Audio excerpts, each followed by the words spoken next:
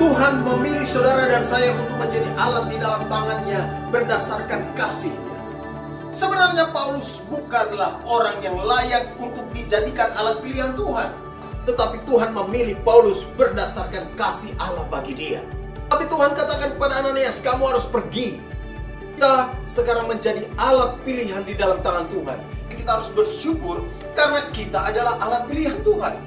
Di balik proses selalu ada kemenangan. Di balik proses selalu ada kemuliaan Tuhan yang dinyatakan bagi kita.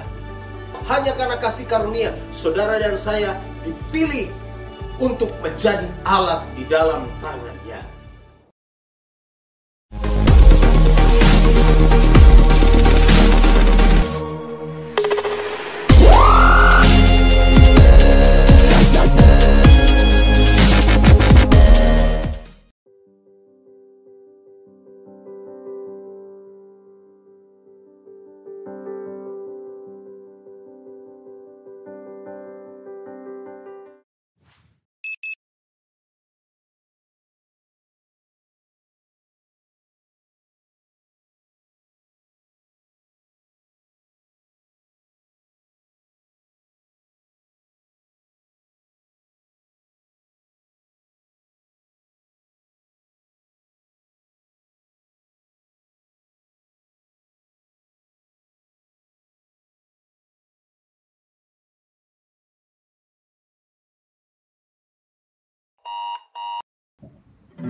Shalom, jemaat yang dikasih dalam Tuhan kita Yesus Kristus. Puji Tuhan karena kita bisa berkumpul bersama-sama pada hari ini untuk beribadah kepada Tuhan. Marilah kita mempersiapkan hati dan pikiran kita untuk beribadah kepada Tuhan, dan kita akan angkat pujian dan mengatakan sungguh indah Engkau Tuhan.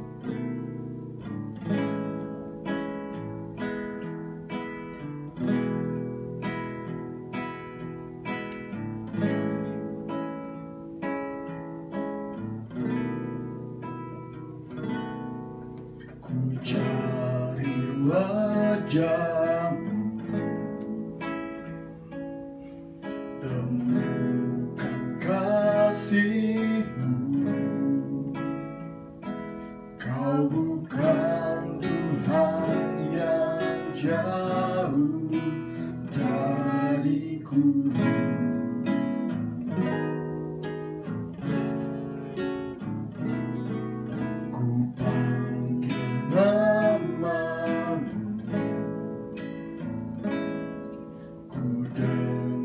Jawab-Mu,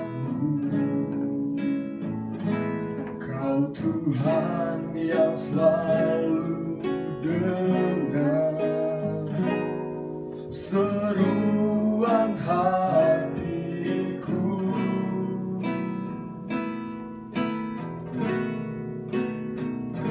Sungguh indah Kau Tuhan, penuh kasih dan sayang. Kau tempat penghiburan bagi setiap hati yang terluka.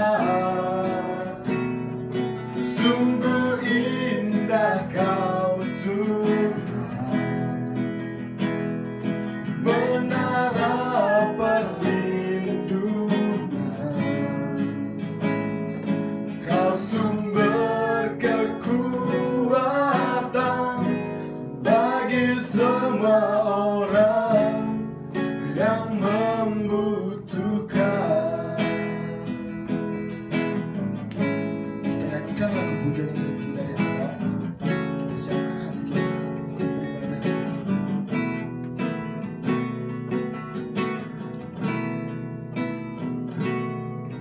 Ku cari wajah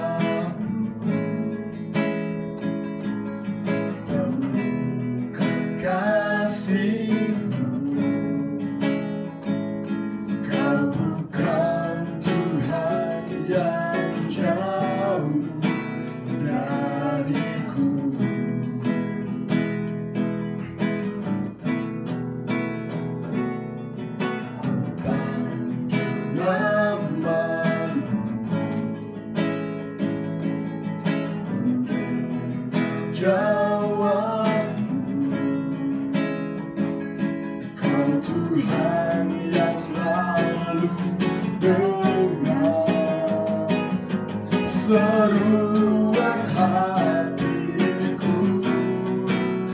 Sungguh indah Kau Tuhan, sungguh indah Kau Tuhan, penuh kasih dan sayang. Kau tempat penghiburan bagi setiap hati yang terluka. Sungguh indah Kau Tuhan, menara perlindungan. Kau sumber kekuatan bagi semua orang yang membutuhkan.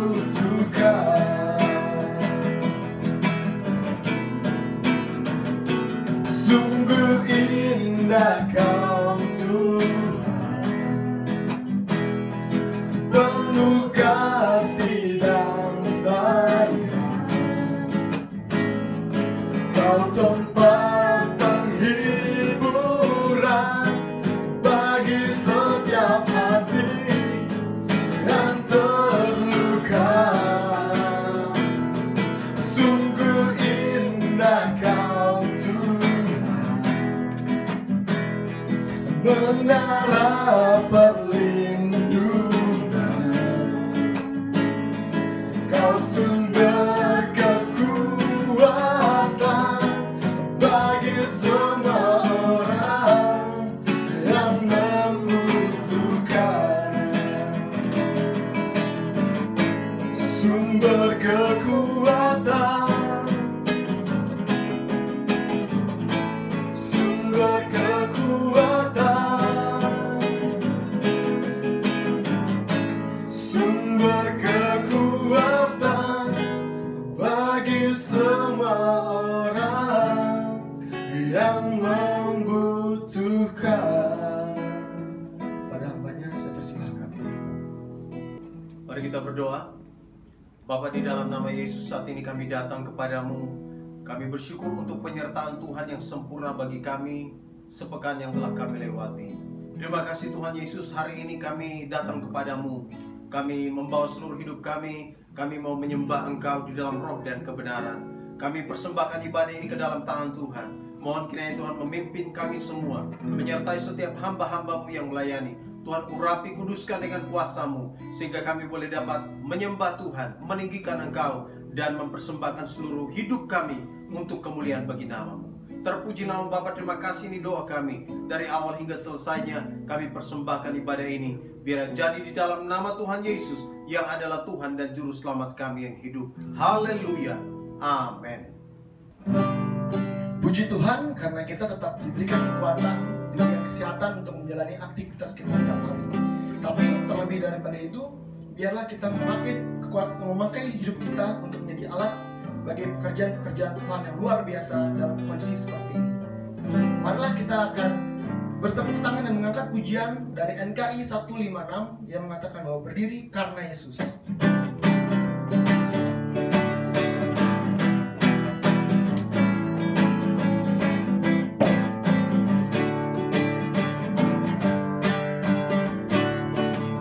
Hai bangkit bagi Yesus, pahlawan salibnya, hancurkan banjir aja dan jangan bergerak.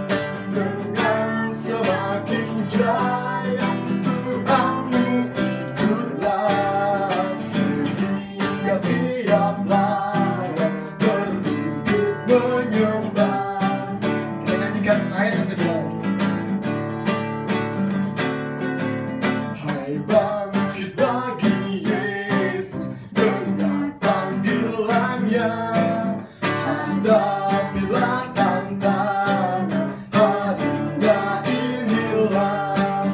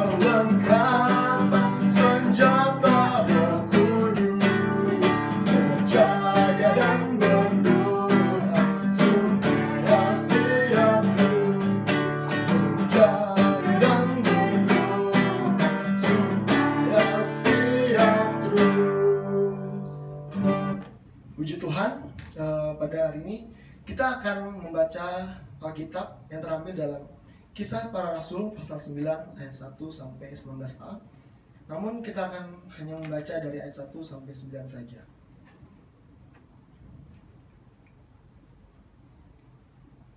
Kisah Para Rasul ayat 9, pasal 9 ayat 1 sampai 9 saja. 1, 2, 3. Sementara itu berkobar-kobar hati Saulus untuk mengancam dan membunuh murid-murid Tuhan. Ia menghadap imam besar dan meminta surat kuasa daripadanya untuk dibawa kepada majelis-majelis Yahudi di Damsyik, supaya jika ia menemukan laki-laki atau perempuan yang mengikuti jalan Tuhan, ia menangkap mereka dan membawa mereka ke Yerusalem. Dalam perjalanannya ke Damsyik, ketika ia sudah dekat kota itu, tiba-tiba cahaya memancar dari langit mengelilingi dia. Ia rebah ke tanah, dan kedengaranlah olehnya suatu suara yang berkata kepadanya, "Saulus, Saulus, mengapa engkau menganiaya aku?" Jawab Saulus, "Siapakah engkau, Tuhan?" Katanya, "Akulah Yesus yang kau aniaya itu. Tetapi bangunlah dan pergilah ke dalam kota, di sana akan dikatakan kepadamu apa yang harus kau perbuat." Maka termangu-mangulah teman-teman seperjalanan, karena mereka memang mendengar suara itu, tetapi tidak melihat seorang juga pun. Saulus bangun dan berdiri, lalu membuka matanya, tetapi ia tidak dapat melihat apa-apa. Mereka harus menuntun dia masuk ke Damsyik. 3 hari lamanya ia tidak dapat melihat, dan 3 hari lamanya ia tidak makan dan minum. Kita akan mendengarkan firman Tuhan yang akan dibawakan oleh hambanya Pendeta Ali Takoy. Tapi sebelumnya kita akan mengangkat pujian yang mengatakan bahwa pakailah aku sesuai rencana Tuhan.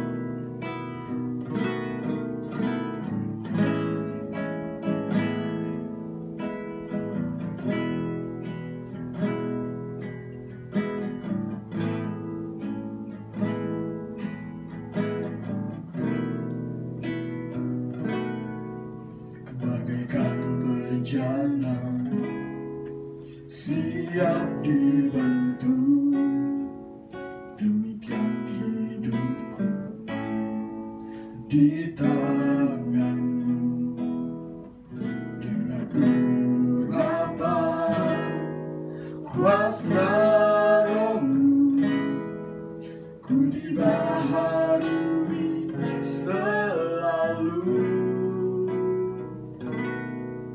Jadikan ku Allah dalam rumah-Mu, inilah hidupku di tangan-Mu. Bentuklah seluruh kehendak-Mu, pakailah sesuai rencana-Mu.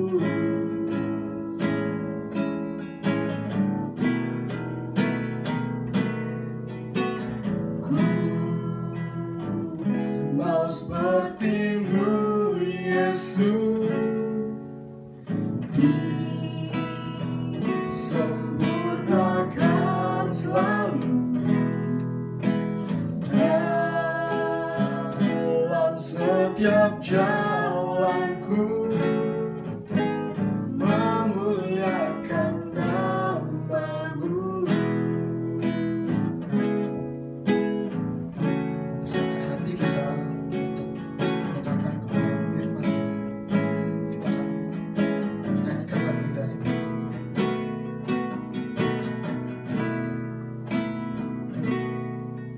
Bagaikan bejana siap dibantu, demikian hidupku di tangan-Mu.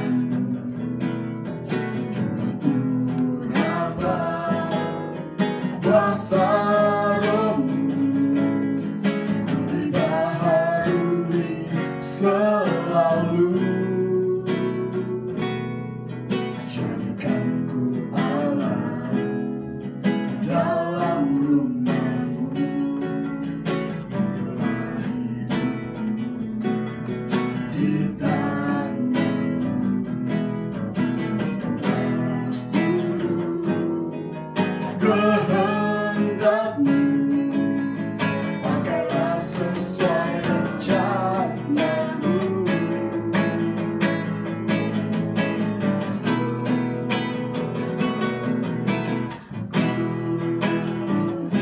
mau seperti-Mu Yesus, disempurnakan selalu dalam setiap jalan-Mu, memuliakan nama-Mu. Ku mau seperti-Mu, mau seperti-Mu Yesus, disempurnakan selalu dalam setiap jalanku, memuliakan nama-Mu, memuliakan nama-Mu, memuliakan nama-Mu.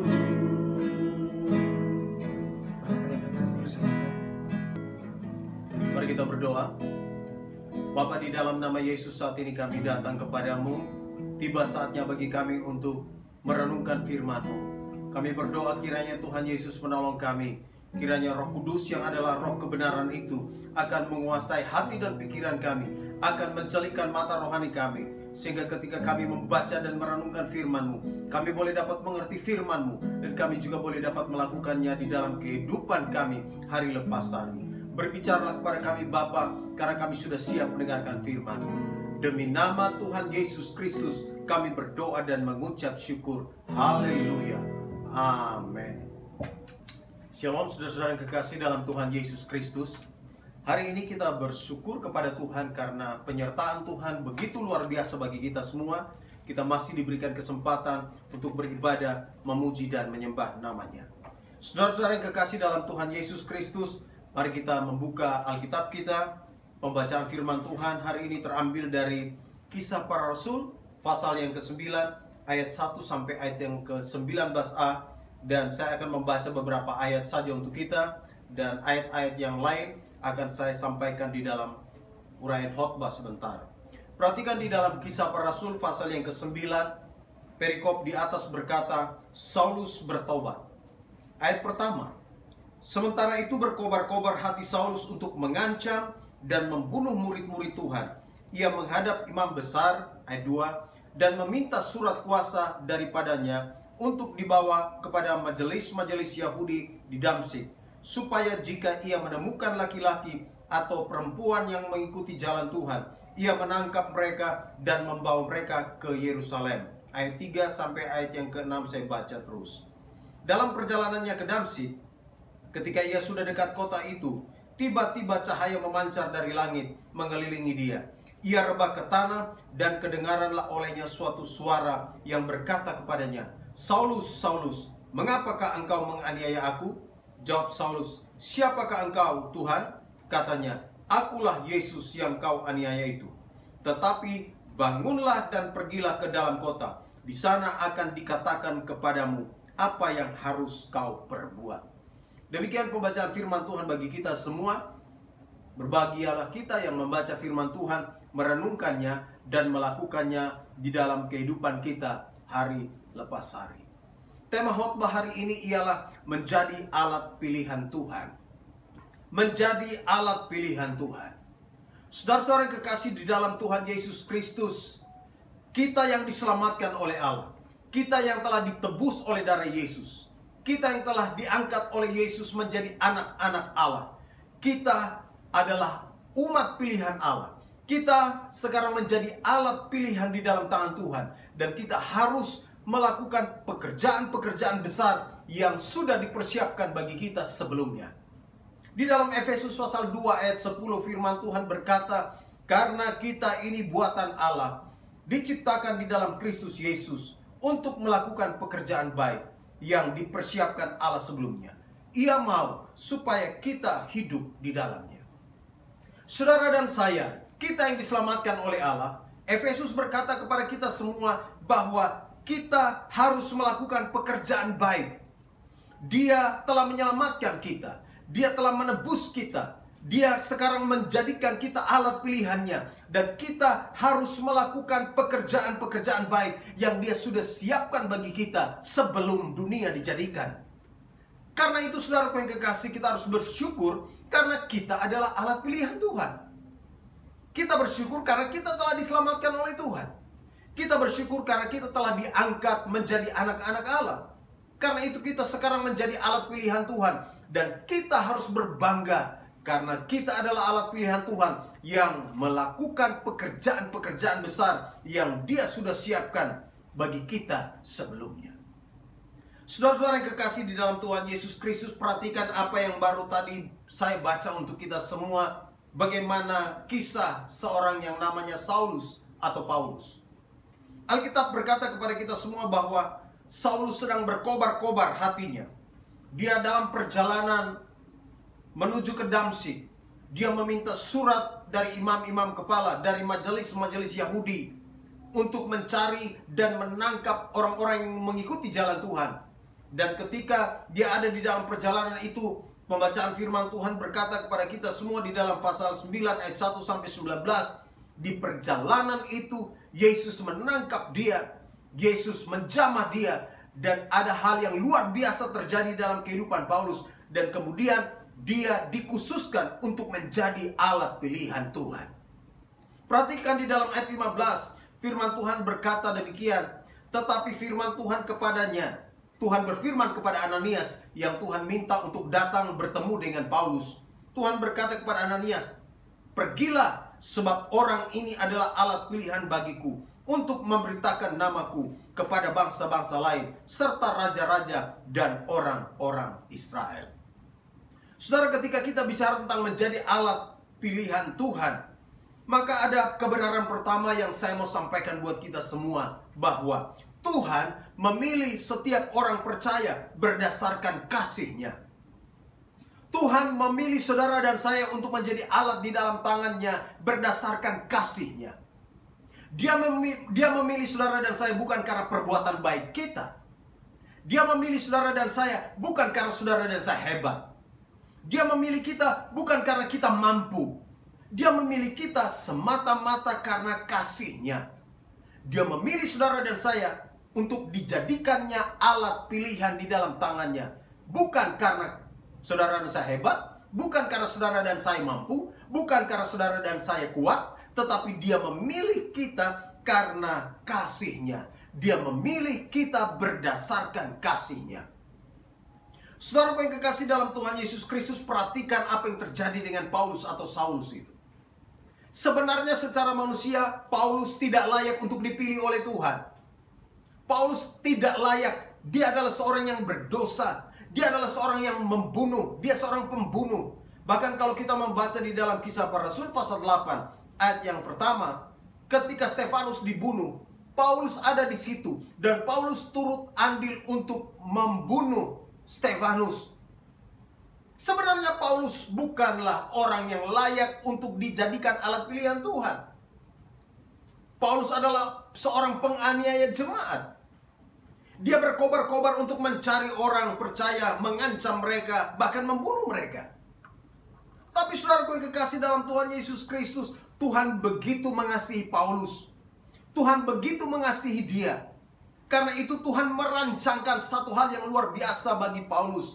Tuhan menangkap dia di dalam perjalanan ke Damsyik itu. Tuhan memilih Paulus bukan karena Paulus pintar, bukan karena Paulus hebat, tetapi Tuhan memilih Paulus berdasarkan kasih Allah bagi dia. Saudara-saudara yang kekasih di dalam Tuhan Yesus Kristus, menarik sekali saudara yang kekasih. Standar pemilihan Tuhan ialah berdasarkan kasih-Nya. Saudara dan saya diangkat oleh Tuhan untuk menjadi anak-anaknya. Itu juga bukan karena kehebatan kita. Itu bukan karena kuat dan gagah kita. Tetapi karena kasih karunia saudara dan saya diselamatkan oleh Tuhan. Hanya karena kasih karunia Dia memilih saudara dan saya. Hanya karena kasih karunia saudara dan saya dipilih untuk menjadi alat di dalam tangan-Nya.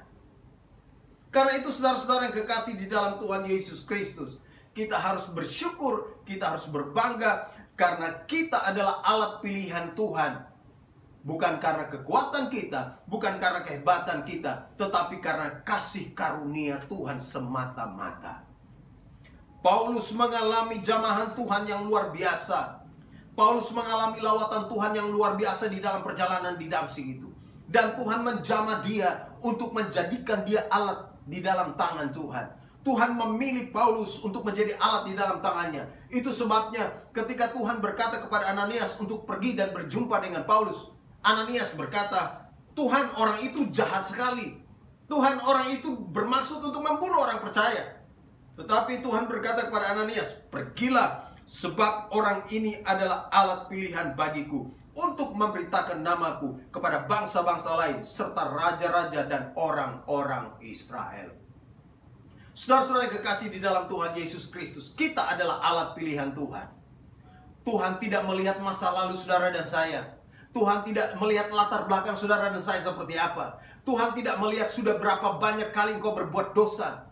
Tetapi Tuhan mau menyatakan kasih-Nya kepada saudara dan saya. Dia mau memilih saudara dan saya berdasarkan kasih-Nya. Dia mau menjamah saudara dan saya. Dia mau mengubahkan hidup saudara dan saya berdasarkan kasih-Nya. Supaya saudara dan saya diangkat untuk menjadi alat di dalam tangan-Nya. Karena itu saudaraku yang kekasih, bersukacitalah. Bersyukurlah kepada Tuhan, sebab saudara dan saya dipilih oleh Allah untuk menjadi alat di dalam tangan-Nya. 1 Petrus 2 ayat 9 firman Tuhan berkata, tetapi kamulah bangsa yang terpilih, imamat yang rajani, bangsa yang kudus, umat kepunyaan Allah sendiri, supaya kamu memberitakan perbuatan-perbuatan yang besar dari Dia, yang telah memanggil kamu keluar dari dalam kegelapan kepada terang yang ajaib. Kamu yang dahulu bukan umat Allah, tetapi yang sekarang telah menjadi umat-Nya, yang dahulu tidak dikasihani, tetapi yang sekarang telah beroleh belas kasihan. Kita bersyukur karena Allah di dalam kasih-Nya, Dia memanggil kita keluar dari dalam gelap kepada terang yang ajaib. Dia membebaskan saudara dan saya dari dosa. Dan Dia mengangkat kita untuk menjadi alat di dalam tangan-Nya. Sama seperti Paulus. Paulus adalah seorang yang jahat, seorang pembunuh. Tetapi Allah tidak melihat semuanya itu. Allah mau menjamah dia karena Allah mengasihi dia. Dan Allah mau mengangkat dia menjadi alat di dalam tangan-Nya. Karena itu kita bersyukur. Dulu kita juga orang-orang berdosa. Dulu kita juga adalah orang-orang yang harus dihukum. Dulu kita adalah orang-orang yang hidup jauh daripada Tuhan. Tetapi oleh karena kasih-Nya, Dia telah memilih kita. Dia telah memanggil kita. Dia telah menyelamatkan kita untuk menjadi anak-anak-Nya, untuk menjadi alat di dalam tangan-Nya. Yang kedua, saudaraku yang kekasih, ketika kita berbicara tentang menjadi alat pilihan Tuhan, perhatikan di dalam pembacaan yang tadi sudah saya baca untuk kita semua. Ayat 3 firman Tuhan katakan demikian. Dalam perjalanannya ke Damsyik, ketika ia sudah dekat kota itu, tiba-tiba cahaya memancar dari langit mengelilingi dia. Ayat 4. Ia rebah ke tanah dan kedengaranlah olehnya suatu suara yang berkata kepadanya, Saulus, Saulus, mengapakah engkau menganiaya aku? Ayatnya yang ke-8 dan 9. Saulus bangun dan berdiri, lalu membuka matanya, tetapi ia tidak dapat melihat apa-apa. Mereka harus menuntun dia masuk ke Damsyik. 3 hari lamanya ia tidak dapat melihat, dan 3 hari lamanya ia tidak makan dan minum. Kebenaran yang kedua ketika kita berbicara tentang menjadi alat pilihan di dalam Tuhan, kebenarannya ialah Tuhan memproses orang yang dipilihnya. Tuhan memproses orang yang dipilihnya. Saudara perhatikan apa yang terjadi. Saudara perhatikan apa yang terjadi dengan Paulus. Ketika Tuhan berjumpa dengan dia di dalam sebuah perjumpaan ilahi, perjumpaan rohani yang luar biasa di Damsyik itu, Alkitab berkata bahwa tiba-tiba cahaya memancar dari langit mengelilingi dia. Lalu kemudian Paulus rebah ke tanah. Dia tidak bisa melihat. Dia buta. Alkitab berkata 3 hari lamanya ia tidak dapat melihat, dan 3 hari lamanya ia tidak makan dan minum. Tuhan melawat Paulus dengan luar biasa. Dan bagi saya, apa yang terjadi dengan Paulus waktu dia rebah ke tanah dan kemudian matanya buta 3 hari dia tidak bisa makan dan minum. Bagi saya itu adalah bagian dari proses Tuhan untuk Paulus. Tuhan sedang memproses Paulus. Tuhan ingin menghancurkan kesombongannya. Dia sedang dalam perjalanan bersama-sama dengan orang-orang yang lain. Mereka berupaya untuk membunuh orang percaya. Mungkin mereka berkata bahwa, oh, sekarang kita akan datang ke Damsyik dan kita akan menghancurkan orang-orang percaya di sana. Paulus mengandalkan kehebatannya. Dia mengandalkan orang-orang yang bersama-sama dengan dia. Dia pikir bahwa dia bisa melakukan semuanya. Tetapi di tengah perjalanan itu, Tuhan menghentikan Paulus. Tuhan membuat dia menjadi buta. Tuhan membuat dia menjadi tidak melihat. Tuhan mengubah rencana Paulus. Dan bagi saya, ini adalah proses Tuhan bagi Paulus. Tuhan memproses Paulus di perjalanan itu. Sekalipun kelihatannya singkat sekali, 3 hari, dia tidak bisa makan, tidak bisa minum, dia buta. Mungkin kita berpikir bahwa singkat sekali. Justru tidak singkat. Tuhan memproses dia. Nanti lihat di dalam perjalanan hidup Paulus selanjutnya, dia tetap diproses oleh Tuhan. Tuhan memproses Paulus karena Tuhan sedang menyiapkan dia untuk menjadi alat di dalam tangannya. Semua rencana-rencana Paulus diubahkan oleh Allah. Semua apa yang Paulus hendak kerjakan, semuanya dirombak total oleh Allah. Itulah cara Tuhan memproses kita.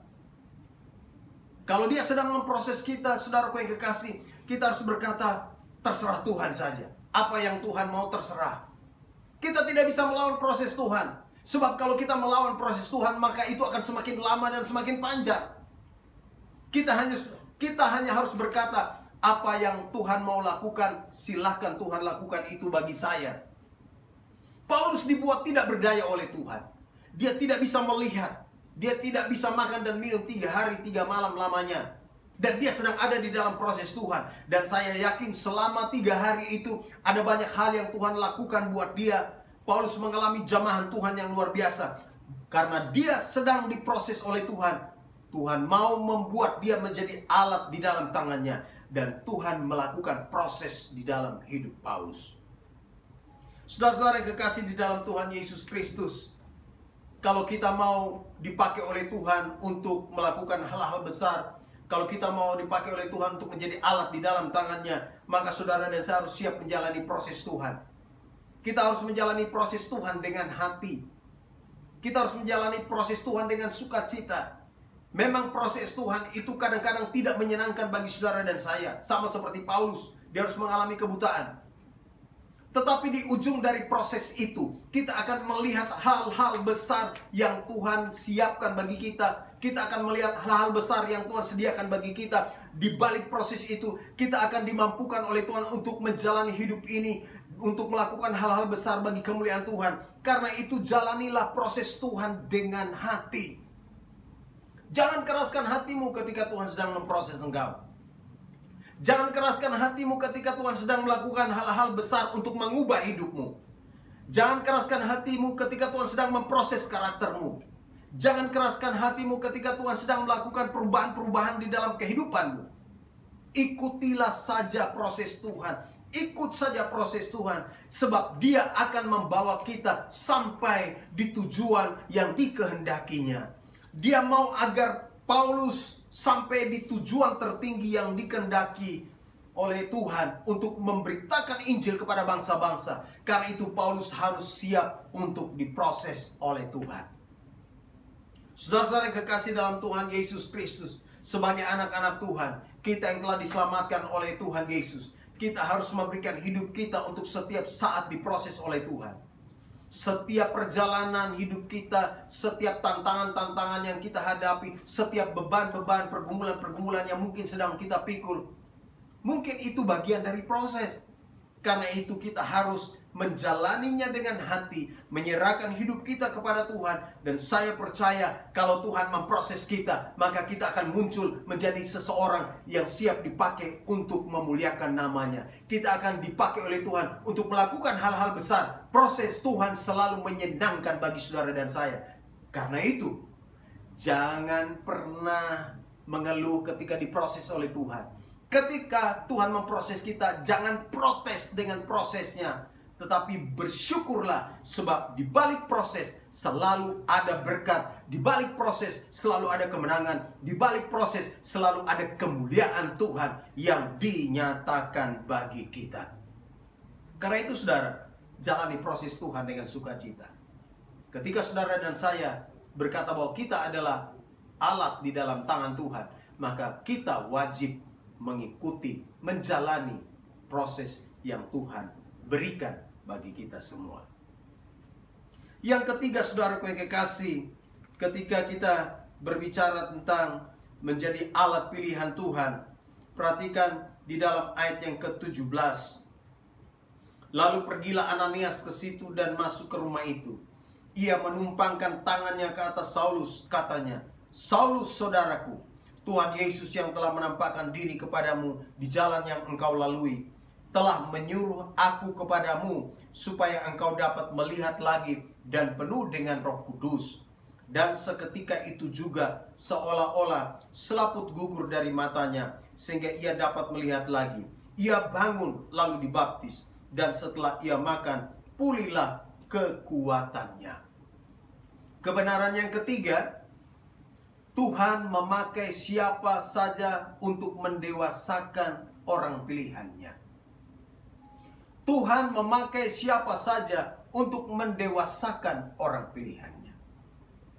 Saudara-saudara yang kekasih di dalam Tuhan Yesus Kristus, ketika kita diangkat oleh Tuhan, ketika kita dipilih oleh Tuhan untuk menjadi alat di dalam tangannya, maka biasanya Tuhan menggunakan berbagai macam cara. Biasanya Tuhan memakai siapa saja, memakai orang-orang tertentu yang sudah Dia siapkan di sekeliling kita untuk mendewasakan kita, untuk membantu kita agar kita bertumbuh di dalam iman. Seperti yang terjadi dengan Paulus. Tuhan memakai Ananias. Tuhan berkata kepada Ananias, "Ananias, pergilah berjumpa dengan Paulus." Ananias bilang, "Oh Tuhan, orang itu jahat. Bagaimana mungkin saya akan pergi bertemu dengan dia?" Tapi Tuhan katakan kepada Ananias, "Kamu harus pergi." Tuhan memerintahkan Ananias. Tuhan mau memakai Ananias untuk menolong Paulus. Dan kemudian Tuhan berjumpa dengan Ananias di dalam penglihatan itu, di dalam ayat yang ke-11 dan ayat yang ke-12. Dan Ananias taat pergi. Dia pergi, dia berjumpa dengan Paulus. Dan di sana singkat cerita dia melayani Paulus, dia mendoakan Paulus, kemudian mata Paulus pun kemudian terbuka, ayat 18, dan seketika itu juga seolah-olah selaput gugur dari matanya sehingga ia dapat melihat lagi. Ia bangun lalu dibaptis. Saudara-saudara yang kekasih dalam Tuhan Yesus Kristus, Tuhan memakai Ananias, seorang yang sudah Dia siapkan di Damsyik, untuk menjadi alatnya untuk menolong Paulus yang sedang ada di dalam proses Tuhan. Saya mau berkata kepada kita semua bahwa kadang-kadang dalam proses Tuhan, Tuhan sudah menyiapkan, Tuhan sudah menempatkan orang-orang tertentu di sekeliling kita, di sekitar kita, dan Tuhan mau memakai mereka untuk membantu kita supaya kita bertumbuh dewasa. Tuhan mau memakai mereka agar mereka juga menolong kita menjadi dewasa di dalam Kristus. Karena itu saudaraku yang kekasih, jangan pernah kita berkata bahwa, "Oh, saya bisa bertumbuh sendiri." Jangan pernah kita berkata bahwa, "Oh, saya tidak perlu orang lain, saya tidak perlu pembina rohani, saya tidak perlu hamba Tuhan, saya tidak perlu kakak-kakak rohani." Jangan pernah berkata demikian. Sebab Tuhan dapat memakai siapa saja, orang-orang di sekeliling kita, untuk menolong kita, membantu, mendewasakan kita, mementor kita, membimbing kita, supaya kita bisa bertumbuh dewasa di dalam Dia dan siap untuk melakukan hal-hal besar bagi kemuliaan namanya. Saudara-saudara yang kekasih, kalau kita perhatikan di bagian firman Tuhan yang lain di dalam Kisah Para Rasul pasal 11 ayat 25, di sana firman Tuhan berkata kepada kita semua, "Lalu pergilah Barnabas ke Tarsus untuk mencari Saulus, dan setelah bertemu dengan dia, ia membawanya ke Antiokhia." Awalnya Tuhan memakai Ananias di Damsyik untuk menolong Paulus di dalam proses awal. Lalu kalau kita lihat di dalam Kisah pasal 11 ayat 25 tadi, Tuhan kemudian memakai Barnabas untuk menolong Paulus, untuk membimbing Paulus, untuk mementori Paulus. Dan kemudian Barnabas membawa Paulus untuk pelayanan dari satu tempat, berangkat dari satu tempat ke tempat yang lain untuk melayani Tuhan. Dan kemudian Paulus menjadi seseorang yang luar biasa. Dia dipakai oleh Tuhan untuk melayani Tuhan, melakukan hal-hal yang besar bagi kemuliaan namanya. Ini kuncinya, saudaraku yang kekasih. Kalau saudara dan saya mau untuk bertumbuh di dalam Tuhan, kalau saudara dan saya mau untuk menjadi alat yang heran di dalam tangan Tuhan, maka saudara dan saya harus siap untuk dibimbing, siap untuk ditolong oleh orang-orang yang Tuhan sudah tempatkan, siapkan, taruh di sekitar kita. Dan ketika kita mau dibimbing, kita mau dituntun, ketika kita mau ditolong, maka kita akan menjadi seseorang yang luar biasa. Kita akan menjadi alat di dalam tangan Tuhan untuk melakukan perkara-perkara yang besar. Karena itu, saudaraku yang kekasih, jangan pernah berhenti untuk belajar dari orang-orang yang Tuhan sudah tempatkan di sekeliling kita. Jangan pernah menolak didikan, jangan pernah menolak arahan, jangan pernah menolak bimbingan orang-orang yang Tuhan sudah tempatkan di sekeliling kita. Sebab Tuhan menempatkan mereka di sekeliling kita supaya mereka akan menolong kita bertumbuh dewasa, supaya kita ditolong untuk siap menjadi alat di dalam tangannya. Saudaraku yang kekasih dalam Tuhan Yesus Kristus, untuk menjadi alat di dalam tangan Tuhan ini menarik sekali, saudaraku yang kekasih. Kita harus rendah hati, kita harus siap, kita harus rela untuk dibimbing, kita harus rela untuk ditolong, kita harus memberikan diri kita untuk dikoreksi. Dan saya percaya Tuhan menempatkan Ananias, Tuhan menempatkan Barnabas di dekat Paulus, agar Paulus ditolong, Paulus dibimbing, Paulus didewasakan untuk siap menjadi alat di dalam tangannya. Saudara-saudara, hari-hari ini ketika kita berbicara tentang menjadi alat di dalam tangan Tuhan, maka kita harus mengerti satu hal, bahwa setiap kita yang telah diselamatkan oleh Allah, kita dipilihnya untuk menjadi alat di dalam tangannya. Kita harus melakukan pekerjaan-pekerjaan besar yang sudah disiapkan bagi kita.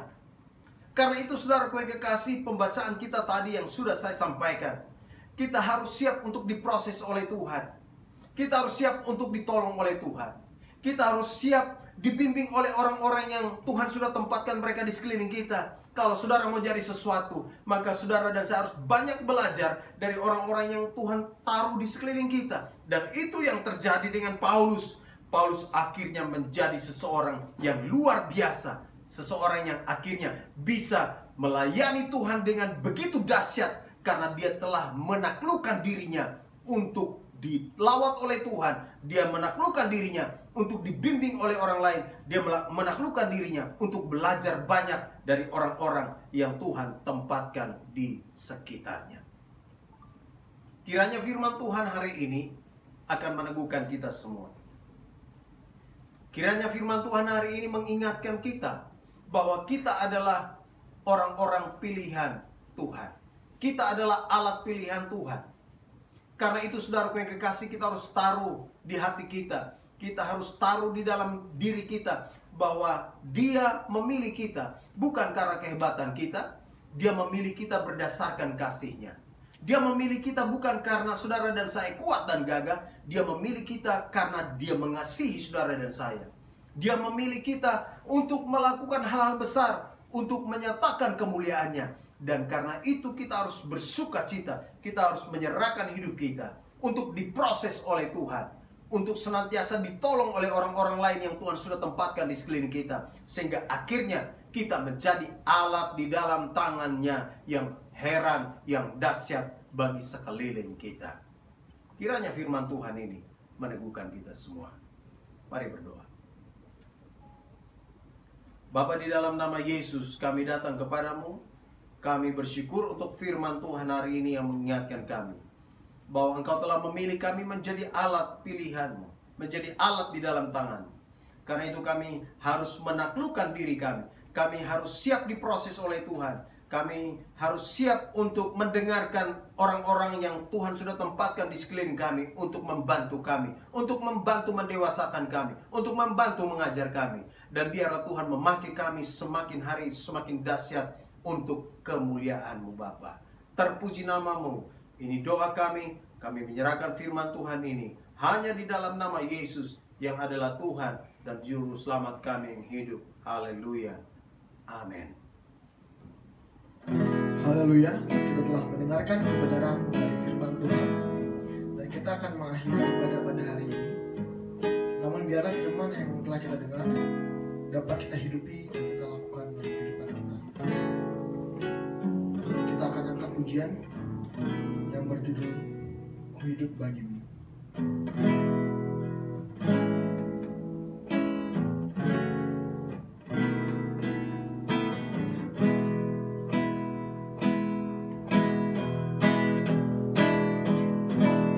Yesus, Kau kebenaran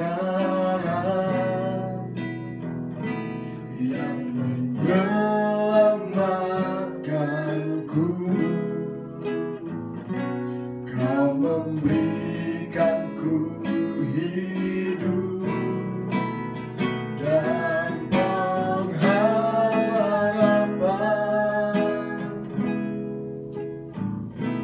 Ku ikut kehendak-Mu, ku perlu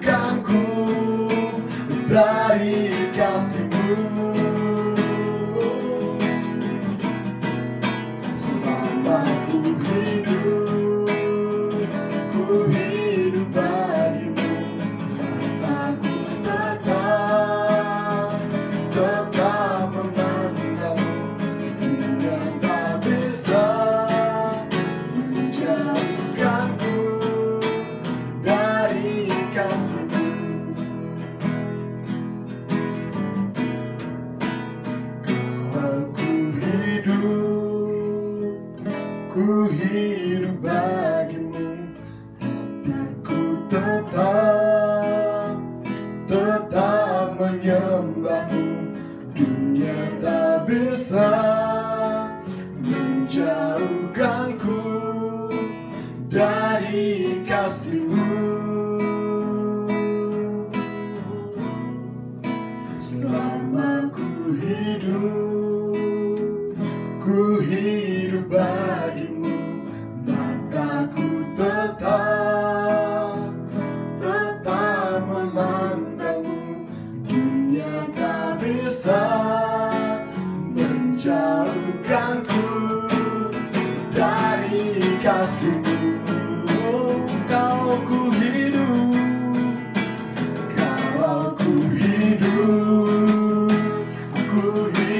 bagimu, hatiku tetap menyembahmu. Dunia tak bisa menjauhkanku dari kasih-Mu. Selama ku hidup bagimu, mataku tetap memandangmu. Dunia tak bisa menjauhkanku dari kasih-Mu. Dunia tak bisa menjauhkanku dari kasih-Mu.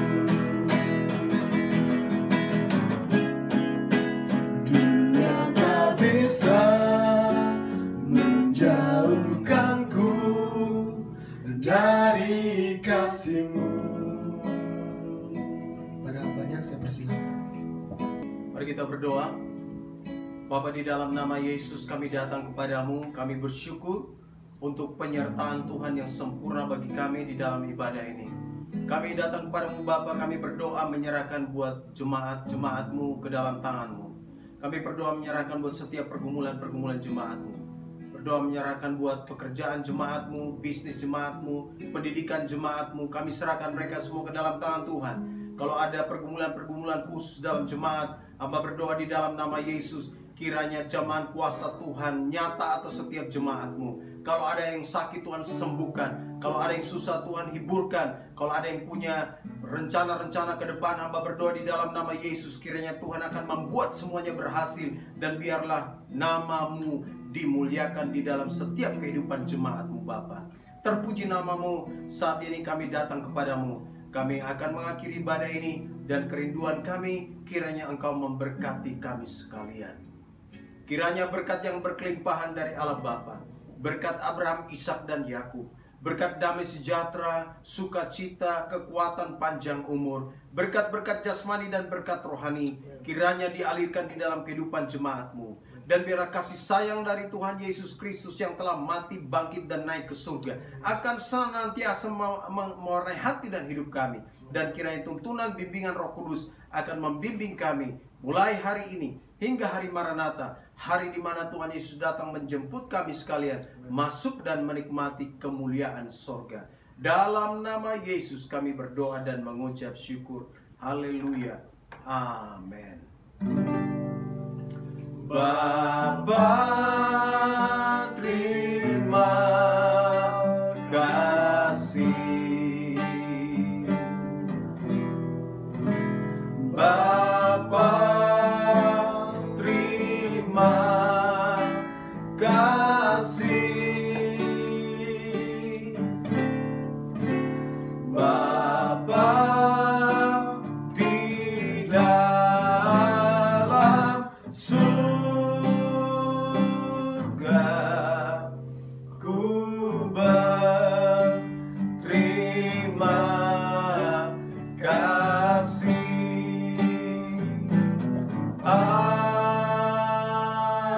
Amin. Ibadah kita telah selesai. Selamat hari Minggu. Tuhan Yesus memberkati kita semua. Amin.